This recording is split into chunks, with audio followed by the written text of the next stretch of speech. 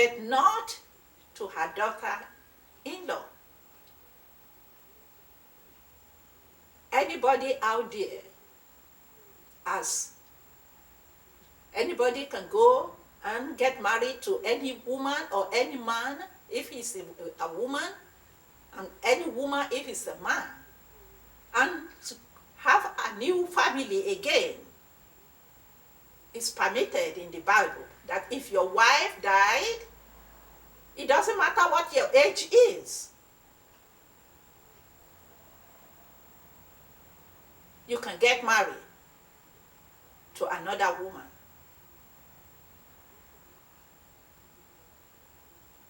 If your husband died, you can get married to another man. It is better for you to stay and be holy. But if you cannot hold yourself, as I think it's Paul that put it, if you cannot hold yourself and stay on your own till the day you die, you can get married.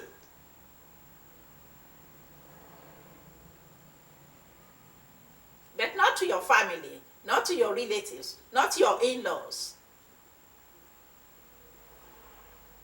Because once you get married, you are family to your in-laws. You are becoming father, the same mother under God. You are becoming family. Once you share your body with a man in a family, everybody in that family become your family.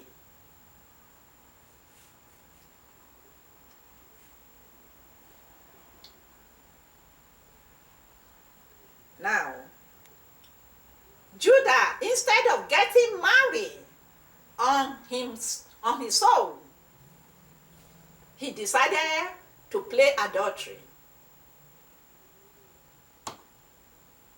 He decided, I'm free, I can do whatever I want. What he doesn't know is that it's not pleasing to God Almighty who created us, for us at any time of our life to play adultery. It's not good for us, it's not good for our family, it's not good for our nation, it's not good for anybody to play adultery, because adultery causes death. Adultery leads to multitude of sin. Adultery causes multitude of death in the world. God promised whosoever is playing adultery, he will put sin. It is a sin, and he will put diseases in their body. And when they carry that diseases, they transfer it from one person to the other as they slept with people all over. And before you know it, you see many people dying of adultery. That is why adultery is sinful, it's not good, it's a very deadly practice among human beings. It's always better to get married. And Judah should have gone and get married to another wife. Instead, he was so desperate that on his way to go and share his sheep, he saw a woman on the road. Now this is after his wife died and he had stayed at home as a widow or widower. I think they call it widower for men.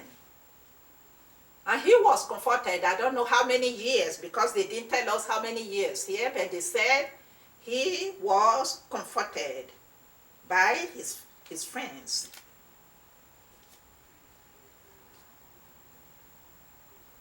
And now he's married, he's ready to get married. He's ready to have another woman.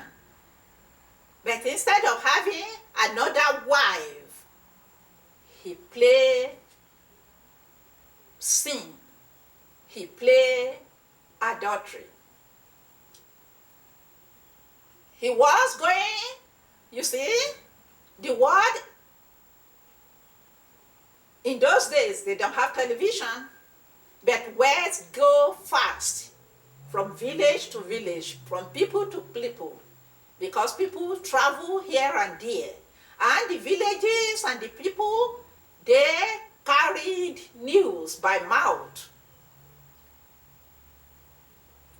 They carry news from house to house, from village to village.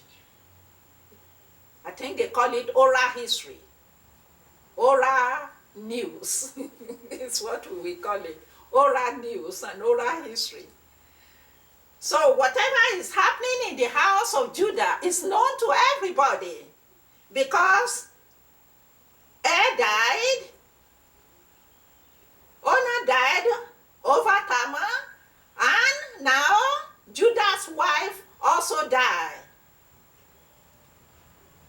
And now they are expecting to see what will happen to Tamar and Sheila. Is Tamar going to come back and marry Sheila? And if they marry Sheila, if Tamar and Sheila marry, is Sheila going to die? That will prove that the problem is Tamar. That is the way people see it. So they are setting their eyes in the house of Judah. So the day that Judah was going to share his animal, the news carriers already carried to Tamar. Ha, Tamar, your father-in-law is going to share his animal.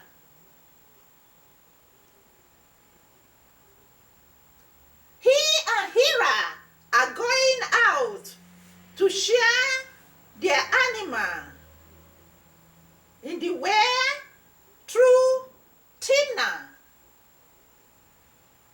News have been going back and forth between the two villages. So Tamar knew what is going on in the house of Judah as he is waiting to see if Sheila will come and marry her or not. Is Sheila going to get married to another woman, or is Sheila going to get married to her? There are news carriers that are going in between Tamar and the house of Judah. So, one of them, who know how many of them, they had went and tell Tamar, maybe tomorrow your father-in-law is going to pass through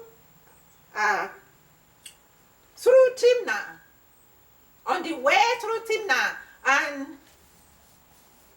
if you want to see your father-in-law, that is the way you can see your father-in-law.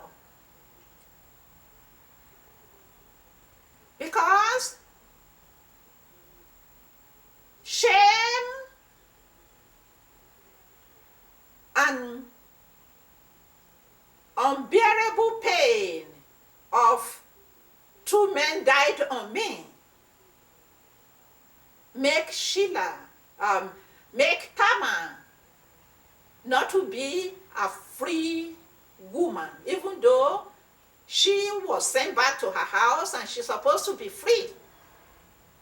She was not free because her father-in-law has said she has to wait for the youngest child.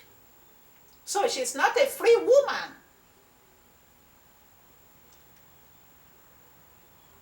If you want to have conversation with your father-in-law, you might go and meet her or meet him on the way. He's going to Timnah.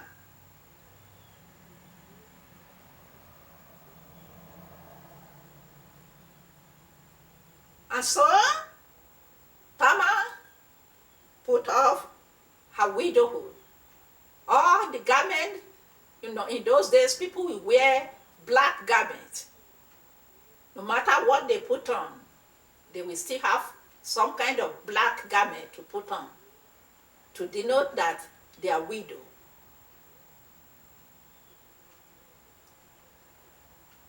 So she put off the widow garment and dressed up like somebody that never married before. She actually dressed up and wrapped herself up and covered her face as if she's a harlot, and then went and stayed on the road that goes to Timnah, where Judah will pass. And on the day as Judah was going out, instead of Timnah to have good, honored, respectful conversation with Judah, Father, my brother-in-law, Sheila, is grown up. When are you going to let me come back home and get married to Sheila? Or shall I go and get married to somebody else? The time is going. I've stayed widow for so long. Instead of Tamar to have good conversation with Judah, he fell into the desperation of Judah, who is looking for a woman to sleep with, and thought he find a widow. Judah thought he find a harlot, not a widow, because Tamar covered her face.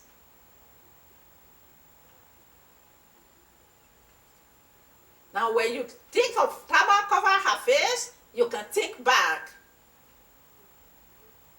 to the time of Leah, Judah's father and Leah. So when the Tamar covered her face, Judah did not know who is under the veil. And Judah did not expect a good man, a good woman, to stay on the road.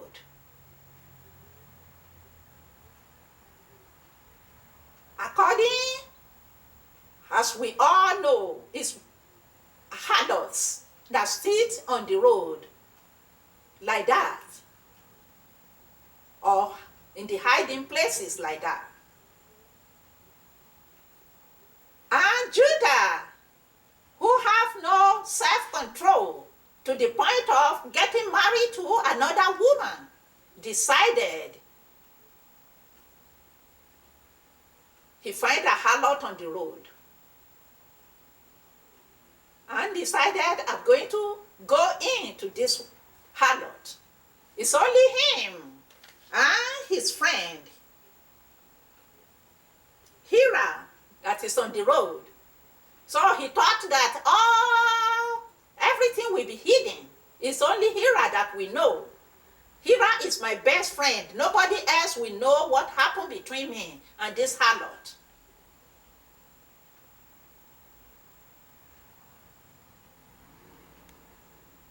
But Tamar being a just lady, Tamar being a good woman, Tamar being a respectful woman,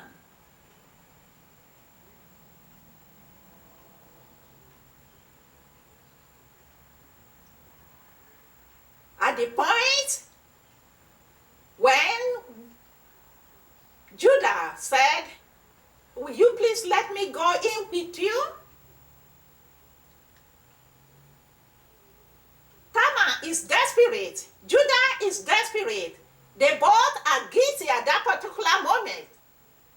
Tamar supposed to open his face and said, to take his veil up and say, I am your daughter-in-law.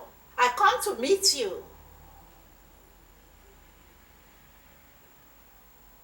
I want to have conversation about my marriage life or marital life. I need to get married again. Your son, Sheila, is grown up, Are you going to let him marry me, or shall I go to another man? Sheila was weak, did not do what she's supposed to do.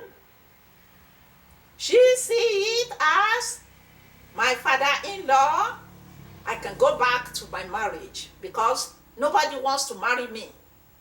Nobody wants to marry me. Everybody see me as the woman who 2 men died marrying her. And nobody wants to marry me. So that thought in her heart make her to fall for Judah.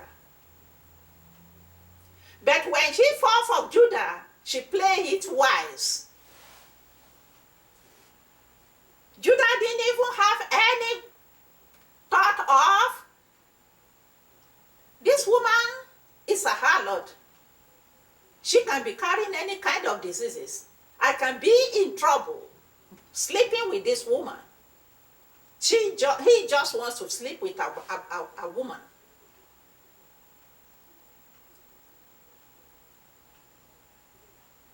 Tamar, who knows what she was doing, she just wants to go back to her husband's house and be a married woman again, and not breaking the law of God by exposing herself to any other man. She wants to go back to her husband's house. She told Judah, if I let you sleep with me, what will you give me? Judah said, I'm going to give you a kid of animal. One of his kid. He said, I send this kid to you. He said he's going to give him a kid of animal. Right here. I will read from verse 15 to 18. When Judah saw her, he thought her to be an harlot, because she had covered her face. And he turned unto her by the way and said, Go to, I pray thee, let me come in unto thee. For he knew not that she was his daughter-in-law. And she said, What wilt thou give me? As harlots always either get money or some kind of prize for sleeping with people.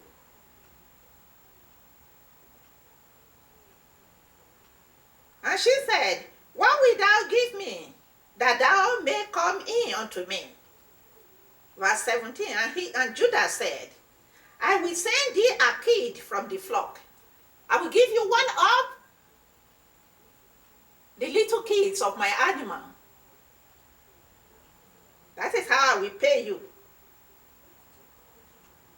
And Sheila said, Will you pledge for me then? How am I going to know that if you sleep with me, you will come back? I never know you before. So Tamar played like he never know Judah, even though she know Judah to be her father-in-law. He said, I will not know you anymore. I don't even know you. You have to give me something right now, something I can hold on to.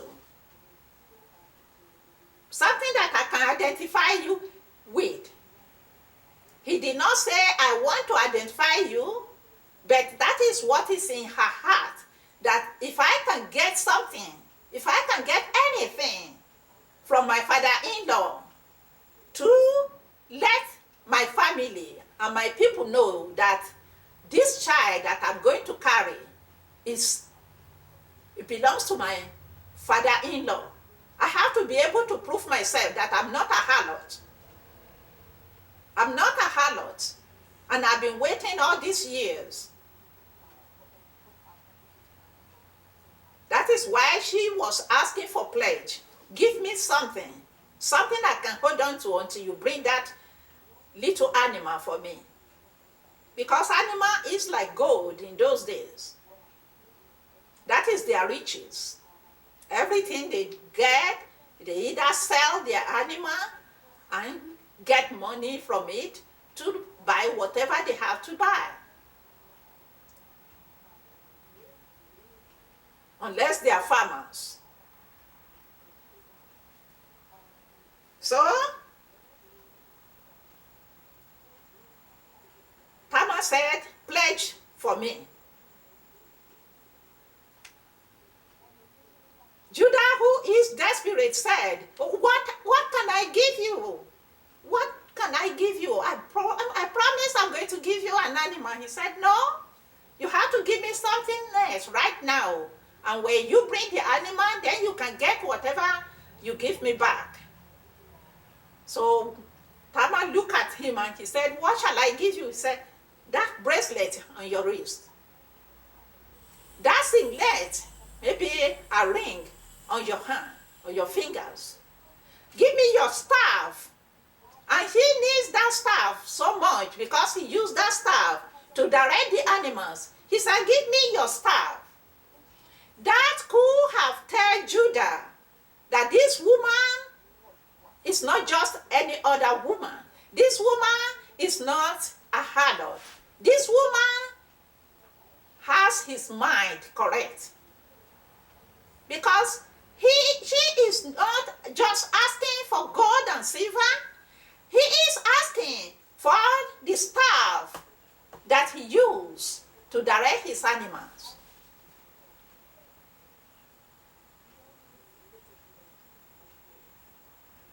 So, in desperation, Judah said, it's okay, just let me sleep with you. I'll give you. Quickly, I put my quickly into it. Because he's on the road going to somewhere. He gave the signet, and the bracelet, and the staff, that important staff, unto Tamar, and slept with Tamar.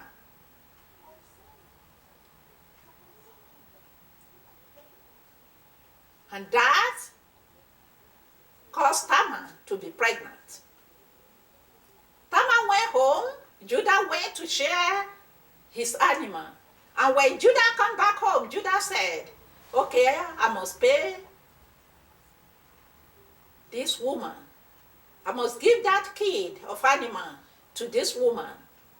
Maybe in his heart he thought, when I'm going to do that so that this woman can see me as a truthful man. So he gave the animal to his friend, Hiram, and said, help me give this animal to that woman. So Hiram went to the village looking for Tamar, not knowing that Tamar is the woman he thought is a harlot. So he went, couldn't find any woman on the road, as he thought that I will find that harlot on the road again. And Tamar had went back home and dressed up back as a widow. And they look everywhere. They cannot identify any harlot. All the men on that place must have been a very good people. Even though they are Canaanite, they must have been good people. And all the women in that area must have been good people. That told me that when they said the Gentiles are always, whenever they think about something bad, they think of the Gentiles and they don't think of the Jews. Judah is a Jew. Tamar is a Gentile.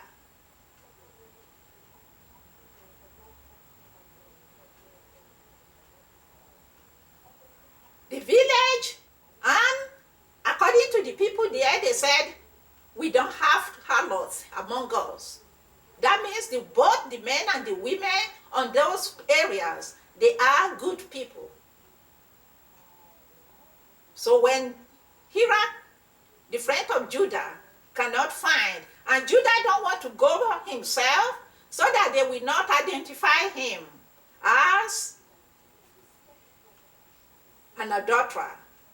That is why he sent his friend.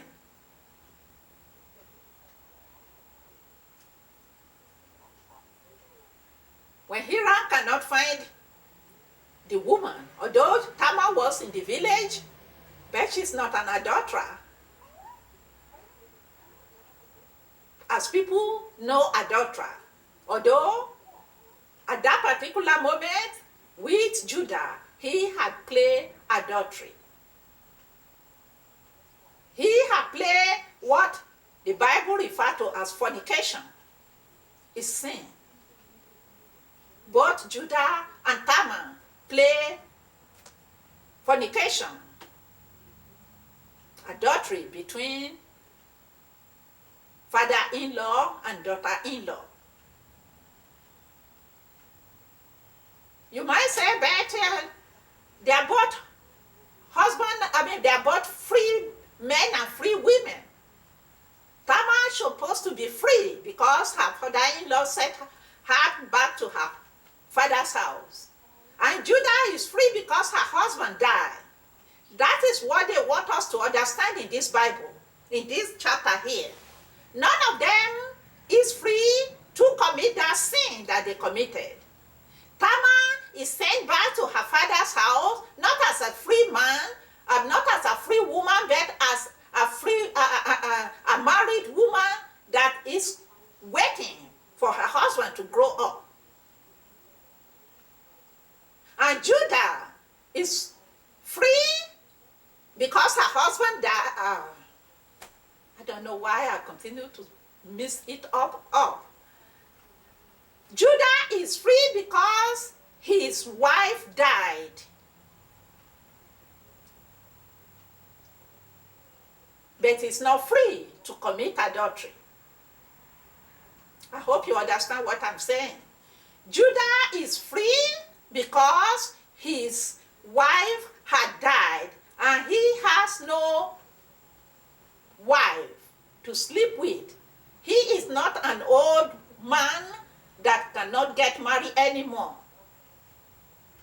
He can still get married. Even Abraham got married after 100 years and have many children,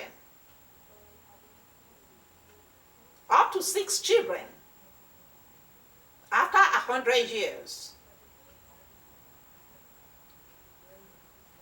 And they all grew in his presence and got married in his presence and even have great-grandchildren. So Judah is still a young man. He can still get married. But that does not give Judah a freedom to commit adultery. That only gives Judah a freedom to get married to another wife, not to commit adultery with harlots.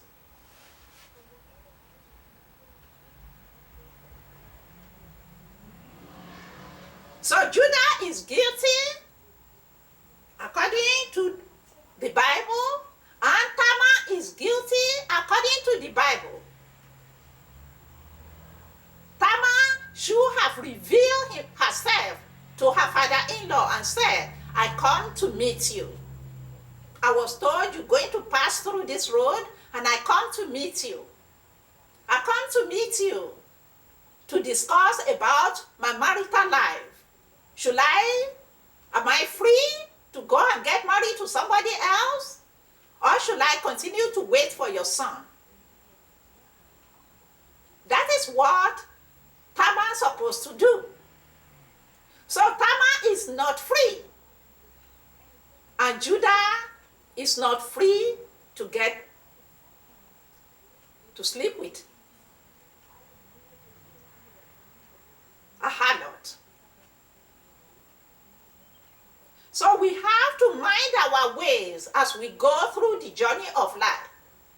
We have to know that the commandments of God is our scale of life that we must pay attention to. That command everywhere that God says you should not do, thou should not do, anything that God says you should not do, we have to pay attention to it. And we should not let any confusion come into our life concerning marriage. Marriage is between a man and a woman that have not got married to anybody at all before. Now, if the husband died, the woman is free to get married to somebody else, either outside the family of her husband.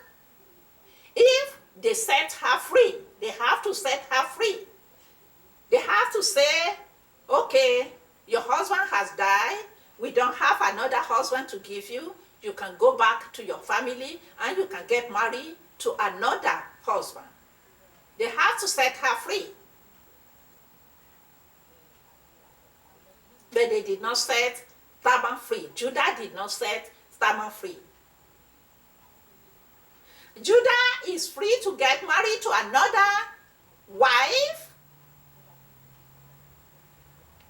but instead of him to get married to another wife, he played adultery. So he is guilty. And Tamar is guilty for not revealing herself to her father-in-law. And she is guilty for sleeping with her father-in-law. She must have painted herself in so bad way that Judah cannot recognize her. Not just cover herself. She must have dressed up in the sense she wrapped herself up. So she must have wrapped herself up in so much that, including the veil, Judah cannot recognize her throughout the whole ordeal. We have to be careful of what we do on earth. And when God looked at it all, God said, I have to put children in this sin of these two people. And God did not just put children to declare what they did that day. God put two children as a judge. God said and I'm saying that, God declared himself as a true judge, said, I did not just kill your two sons, Judah, because I hate you. I kill your two sons because of their wickedness. And therefore God gave Tamar two children to comfort her. Two children to comfort Judah. In between this sin of theirs, God was still showing mercy to both Tamar and Judah. In between this sin of Judah and of Tamar, God was still declaring himself righteous judge. So he gave them two. So Tamar was pregnant with twins for Judah, to comfort Tamar and to comfort Judah. But God was not in the sin. God was not happy with what they did.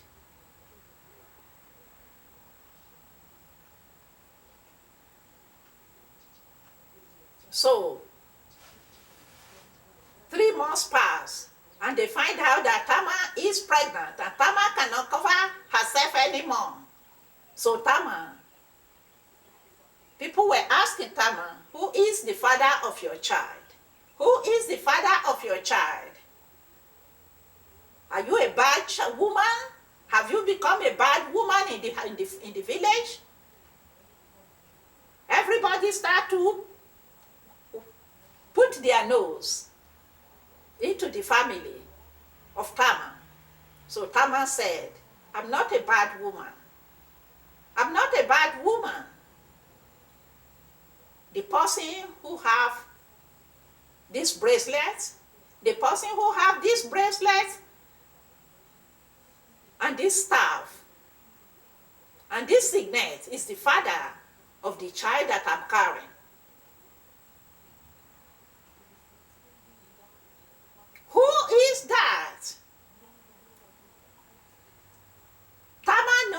is Judah.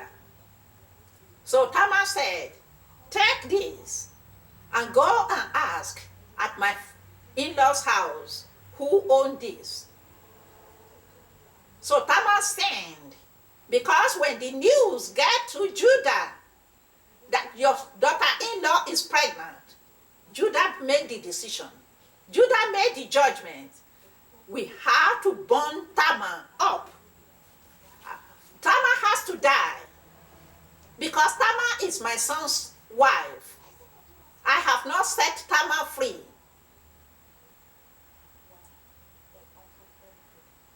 God gave Tamar and Judah the freedom to judge themselves. They both know what they did is wrong. That is why Tamar got all those things to prove herself. Judah knows what he did is wrong. He wants to keep it quiet, so he quickly sent the kid. But then they couldn't find the woman he thought that is an adulterer, a harlot. So in order for Tamar to declare whom the father is, hearing the judgment of Judah, maybe Judah sent word to the father of Tamar and say, bring your daughter, it's still our wife, it's still my wife, my son's wife, is waiting for Sheila. And now she corrupted herself, she must die, we must burn her up. And Tamar said, not too quickly. I know the man that slept with me, and the man is the owner of this. And if you have wearing a bangle and ring for a long time, and a staff for a long time, people know you with what you dress yourself up with all the time. People know you and people know your staff. They can quickly declare that this staff belongs to Judah. This is the staff that Judah is using to rear his animal. Everybody can say, this is not I have my staff, this is my staff. Everybody can say, I have my staff in the village. So it now comes to Judah, where is your staff? It now comes to Judah, where is your singlet? Where is your bangle? Your bracelet? So Judah cannot hide anymore. And Judah declared himself guilty. The judgment of, we have to burn that adulteress. That Tamar, she's an adulteress. That judgment came back to the heart of Judah. Judah said,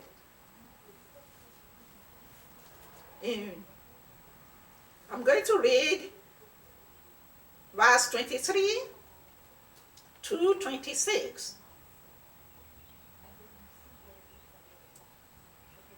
And Judah said, let her take it to her, lest we be ashamed. Behold, I send this kid, and thou hast not found her. She's saying, okay, since you cannot, this is Judah telling Hiram, since you cannot find that harlot, let's keep it quiet, let's hide it, so that people we will not be ashamed. Everybody will not know about what I have done, and I will not be ashamed. But then, in verse 24,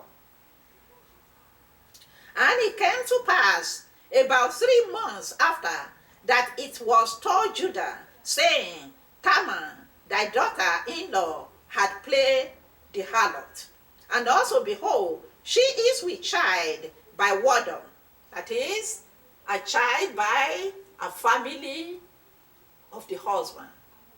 Somebody that she should not have any body to sleep with unless she is given in marriage to that person. So they say she had been, she has played wadom with the father-in-law. And Judah said, bring her forth and let her be born. When she was brought forth, she sent to her father-in-law, saying, by the man whose these are, am I with child? And she said, the sign that is declared to the whole people, find out. Let's find out who has this. The sign, I pray thee, whose are these? The signet and bracelet and staff.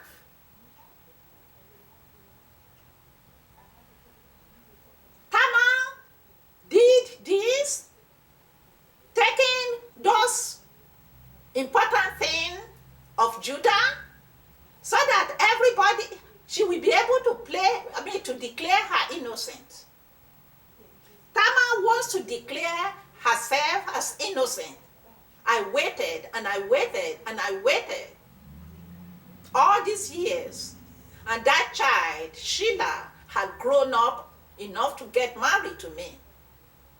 My father-in-law did not set me free and did not let me be married to his next son. All this trouble is not my fault. I didn't do anything to my first husband, I did not do anything to my second husband. I am innocent of all of this. Where death come from, I don't know. And she should have set me free. If he wants me to get out of their family, he should have let me go. He should not have tied me down with the word of the next boy will marry me. So to declare his innocence, he's saying that I don't want your animal. Anybody can give me animal. If I get pregnant and everybody say, where is the child? Where is the father of your child? I cannot declare myself because everybody will think that I play harlot and they gave me a kid of animal. Because anybody can give me a kid of animal, but not everybody can give me my father-in-law's bracelet and signet and staff.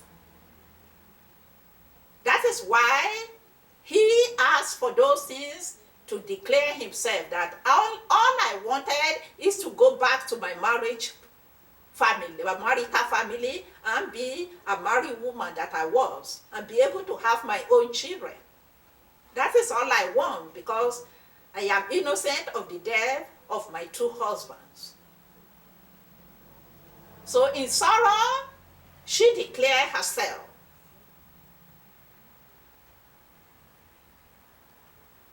And the only person that everybody know that has this signet and bracelet and the staff is Judah.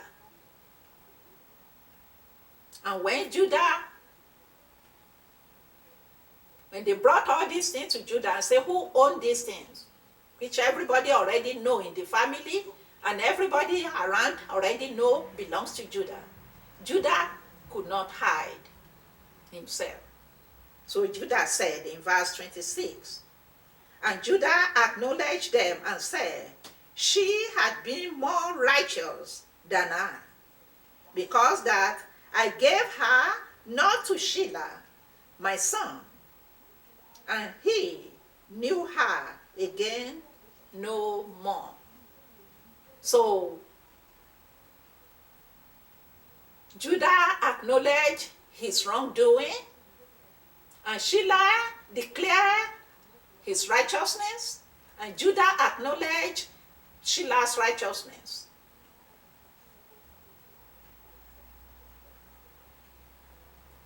Judah, we were told, never sleep with Tamar after that. Now Tamar is carrying Judah's sons, twins. This story, as you can see, is to let us know our boundary in the family. What is sin? How far we can go in the family. These days, if what happened to Judah's son happened, nobody will know that it is the hand of God. But no matter what happened in your life, no matter what happened in my life, we must always have the fear of God and always stand in the path of righteousness to declare our innocence, that God in heaven can bear us witness. As you can see, God bear Tamar witness. By guiding Tamar's spirit to know what to do and to declare her innocence. We don't see God standing in the presence of all people to let us know what is going on. But God is always in everything that we do. God is with us. He is watching us, and He is the one that is directing us in all that we do. Yes, people around might have said, they might have teach Tamar what to do. But at that particular moment, there's nobody else to teach Tamar what to ask for, except the Spirit of God that can tell her. If they give you, if you accept a kid of animal, they may not even bring that kid of animal. This man might not even bring the kid of animal. And anybody can give you the kid of animal. So how are you going to prove your innocence? And direct her to ask for those important things that are important to Judah.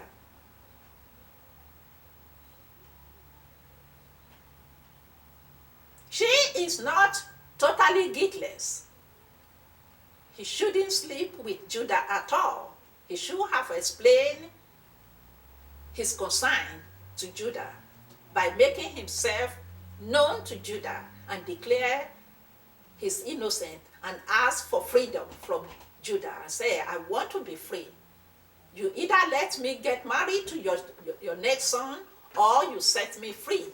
That is what Tamar should have done.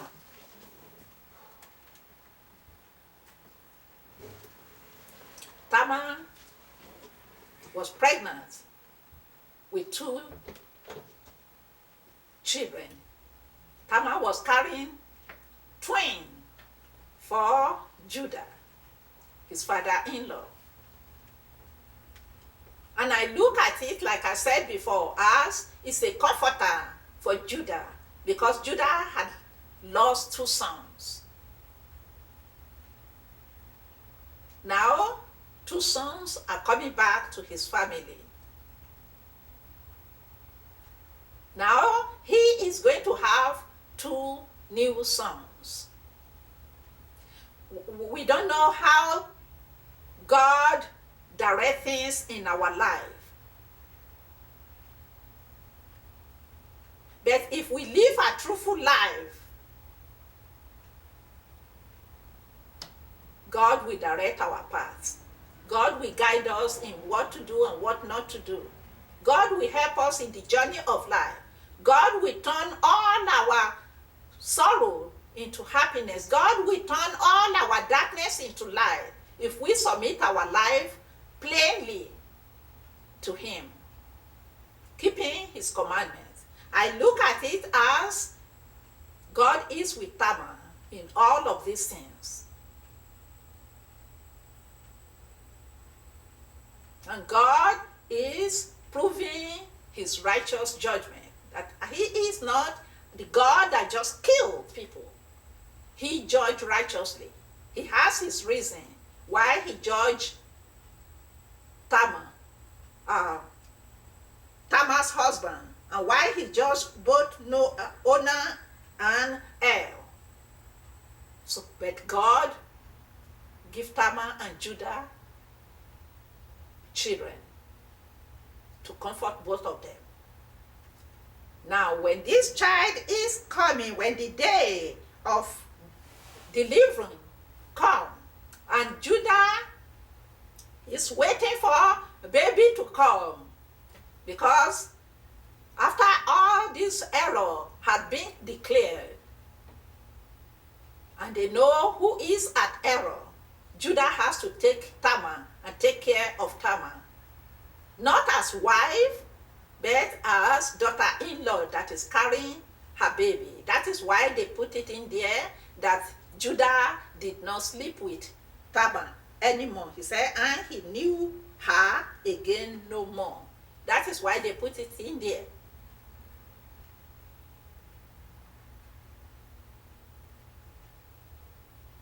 So, the day come when Tamar will deliver this baby.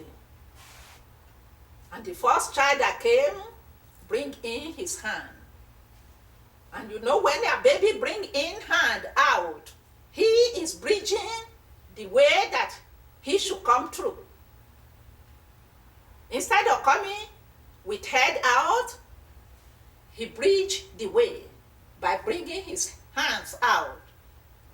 He covered the way out to the world on his mother. And the midwives quickly take a thread. They said, a scarlet thread. I don't know, when I hear scarlet, I'm thinking red. Take a scarlet thread and tie it on that little hand that came out, and they tie it so that we know this come out first.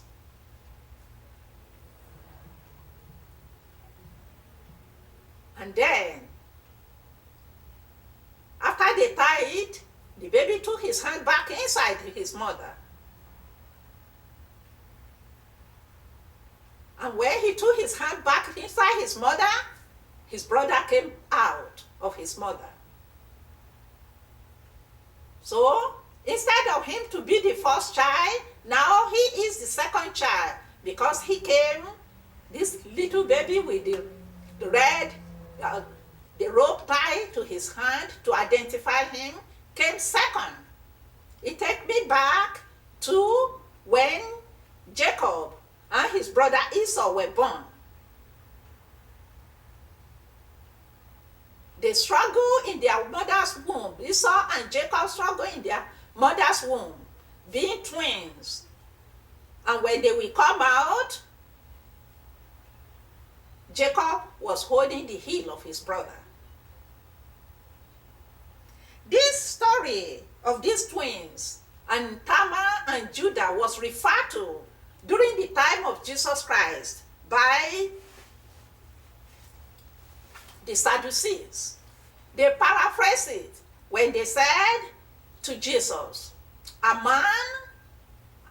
woman got married to a man. The man died because they were asking Jesus. The Sadducees believe that there is no resurrection, and they believe that there is no angels. Once people die, they die. They believe in keeping all the laws of God, but they believe that once people die, they die, and there is no angels too.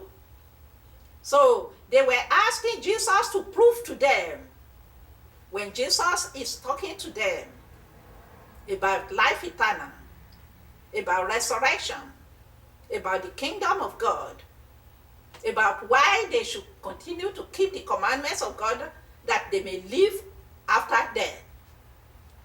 So they paraphrase the story of Judah and Tamar.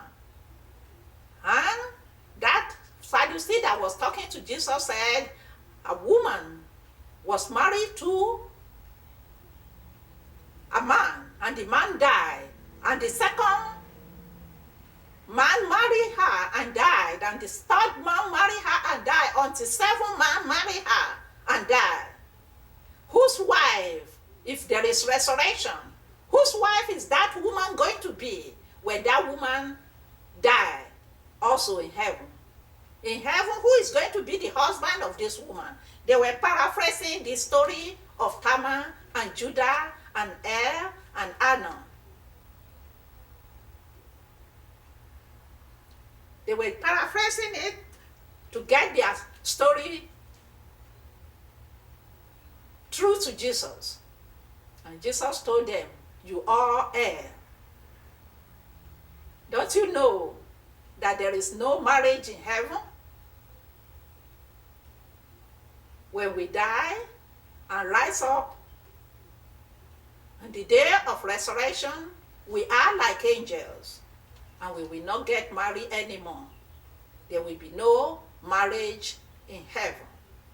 But on this earth, one man and one woman, as it was when God made Adam and Eve. So Jesus explained to them, here Tamar is having twins, and one came out with hand bridging the way, and when he took his hand out, the way was free for the first, the last, and the second child to come out. So the first become the last.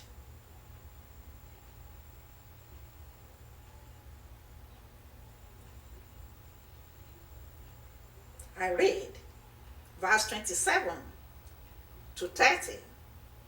And it came to pass when she, that is Tamar, travailed, that the one put out his hand, and the midwife took and bound upon his hand a scarlet thread, saying, this came out first. And it came to pass, as he drew back his hand, that behold, his brother came out, and she said, how hast thou broken forth? That is the midwife saying to the little born baby, say, how do you manage to come out? How do you manage to come out when your brother is supposed to be on the way because he brought his hand and he cannot bring his hand without bridging the way? How do you manage to break forth? And then he said, this bridge be upon thee. And therefore, they call his name Phares. Maybe Phares means a bridge. I don't know. But I look at their concordance here. They just talk about Phares being the first child that Tamar had for Judah. And afterward came out his brother that had the scarlet thread upon his hand, and his name was called Zara. So what we learn from this picture, what we learn from this story, is that no matter where we are on earth, no matter what we are doing on earth, be it day or night, the eyes of God is upon us. And we have the commandments of God to keep day and night. The wickedness of hell declare itself before God to the point that God has to slew Er. Honor supposed to declare to his father that I want to have my own child. I want to have my own wife and my own child.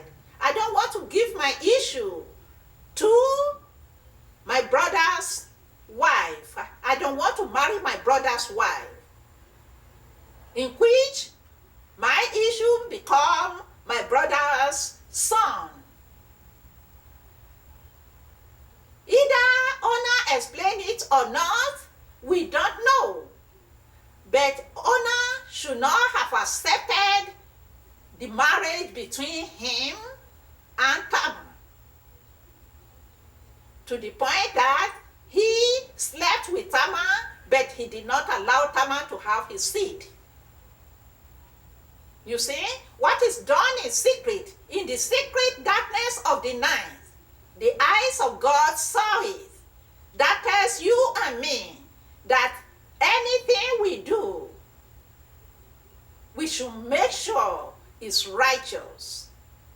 The unrighteousness of Onan caused his death. The unrighteousness of Onan caused Onan's death because God did not accept his practice of birth control. He denied Tamar the right to have children. That's what he did. He denied Tamar the right to have children. And God was not happy about that.